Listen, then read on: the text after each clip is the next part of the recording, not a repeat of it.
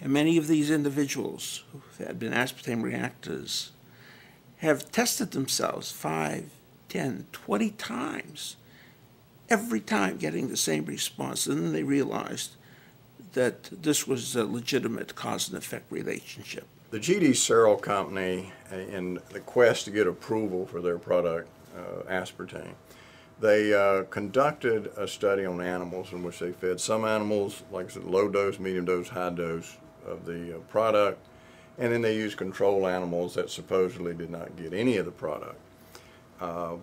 When they submitted this to the FDA and the FDA looked at it, there was some question about the study. Well, one of the scientists, a neuroscientist, looked at some of this, and he saw a lot of red flags. He said there's some real questions here about tumors being caused by this product, particularly brain tumors. So they ordered a study to be done by the Bureau of Foods, which was the precursor to the FDA. And Dr. Jerome Bressler was in charge of this group to look through the research that had been done by G.D. Searle, and that's what the Bressler reported about. And this is the report here. Basically what it shows is that either a lot of purposeful shenanigans was carried on to get this product approved, or, as he states it, it was the world's worst research. They found that what they did is the animals that died after being fed NutraSweet, they didn't autopsy the animals right away. Some of them were not autopsied more than a year afterwards. And of course the tissues broke down and liquefied, and so they couldn't do proper studies on them, but they reported it as if they had, and they reported these as normal. They found that they were taking tumors and cutting them out and throwing them away and saying the animal was normal.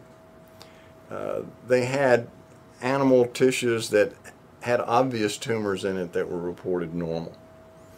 They had, in one of the cases here that's reported, a lymph node that was enlarged. And this G.D. Searle pathologist reported it as a normal lymph node. When the scientists from the Bureau of Foods looked at it, they said it was an obvious lymphosarcoma, a highly malignant tumor. The notations about the testicular atrophy were not noted. There were just numerous things in this report that showed that, in my estimation, there was an effort to cover up what was being found so that they could get approval. The bottom line was, oh, here is the most tested product additive in history, an additive. Now, additive is important because aspartame was approved as a GRAS, G-R-A-S, that means generally recognized as safe product. In which case, unlike drugs, if people have reactions to it, it does not have to be reported to the FDA. And what I found was really quite frightening, and that was that, yes, there were many studies in the literature which did attest to aspartame safety, but they were essentially all funded by the industry, either the NutraSweet industry or the diet soft drink industry. These were the individuals who sponsored, paid for the studies. There were independent studies, but virtually all of the independent studies, that is, studies which were not funded by the industry, virtually all of them did identify one type of problem or another with aspartame.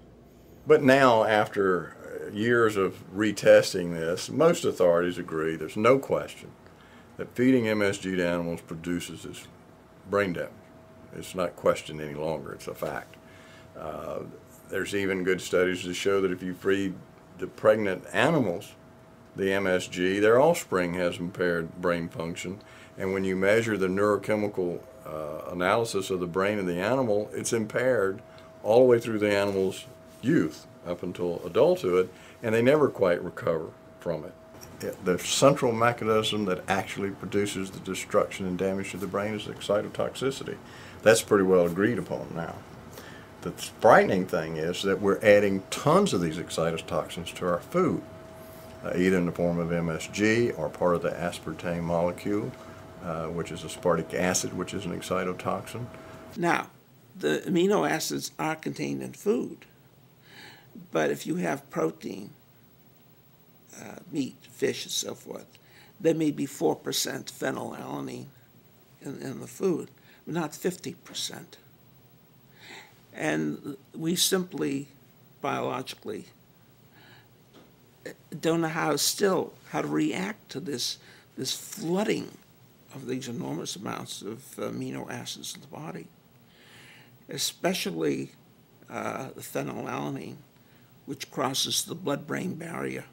It's meant to protect against, biologically, against poisons and so forth. It's also what's called a dipeptide. That is, it is two amino acids stuck together. One of those amino acids is something called phenylalanine. Phenylalanine is the building block for another important neurotransmitter called norepinephrine. So when you take in aspartame, you'll increase the availability of one and you'll decrease the availability of the other. You'll change ratios. And when you do that, when you change ratios of norepinephrine and serotonin, you certainly affect brain function. And this can lead then to mood symptoms, to panic symptoms in some people. It'll affect seizure threshold, which is why I think I saw the seizure in this initial patient back in 1985, and why I saw a lot of seizure activity in people who were taking in a great deal of aspartame. They knew that this product, aspartame, with time breaks down into a product called diketopiperazine. Diketopiperazine chemically is closely related to a carcinogenic compound that causes cancer in a lot of animals if they're exposed to it, and humans. So they asked the GD Cereal Company to do a separate study with the diketopiperazine. Well, when they looked at this study, they found some shenanigans as well. And one of the things is when you mix up the diketopiperazine with the animal's food, you have to homogenize it so that it's evenly distributed and the animal can't see it and avoid it. Well, I've seen pictures of the feed, and they left it in big clumps so the rats were eating around it, not actually eating the diketopiperazine. There was also evidence that they were giving the diketopiperazine to the control animals.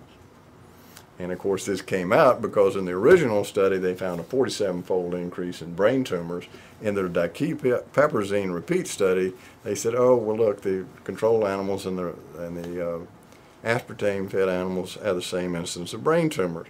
Well, when the neuropathologist looked at it, said, well, that's kind of strange because now your control animals have a very high incidence of brain tumors that's not naturally found in these mice. And then when they looked at the feed, they found out there were some mix-ups of the feed so that the diketopiperazine was being fed to the control animals. These are the sort of things that's in the Bressler report that the makers of NutraSweet would not like the public to know about, because it's very frightening.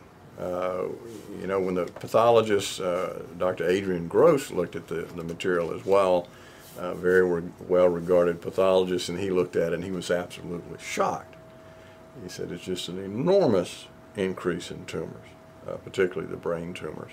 And of course that's exactly what we're seeing now, is this tremendous increase in brain tumors in this country, which is completely unexplained by the neurological profession. When the body metabolizes, when it breaks down aspartame, you wind up with a small amount of methanol, which is wood alcohol. That in turn is broken down into formaldehyde, which the body cannot get rid of, the body stores. Now, the industry has made a big deal about supposedly the fact, it's not really a fact, but what they claim is that when you take in fruit, you take in more methanol. They don't add the fact that in nature, the methanol in fruit is bound to something called pectin. Humans lack the enzyme to split the methanol off from pectin, so it goes through the body without doing any damage whatsoever. The body doesn't get exposed to the methanol because it's bound to pectin.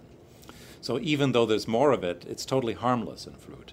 But with aspartame, you have the pure, unadulterated, free methanol and then formaldehyde. It's a small amount, but the body can't get rid of it. It's a cumulative phenomenon. So we have very, very toxic